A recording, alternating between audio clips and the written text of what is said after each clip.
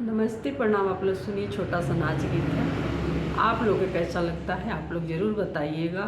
Please, बहुत मेहनत लगता है वीडियो बनाने में, आप लोग सपोर्ट करिए। गोरिया चलली नहीं हरवा बलम सुसुकी धके रोवे जी। गोरिया चलली नहीं हरवा बलम सुसुकी धके रोवे जी। बागों में रोवे बगीचा में रोवे, बागों में रोवे बगीचों में रोवे, नेबुला के डाढ़ धके रोवे बलम सुसुकी धके रोवे जी।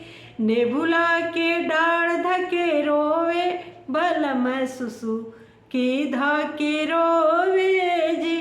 गोरिया चलली नहीं हरवा बलम सुसुकी धके रोवे जी।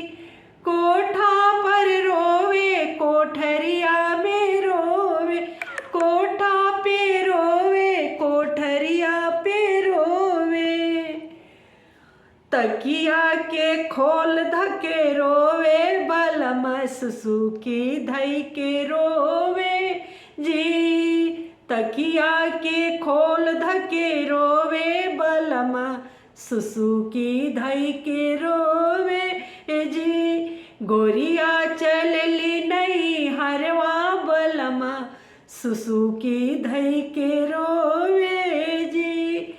गोरिया चलली नहीं हरवा बलम सुसुकी धई के रोवे जी।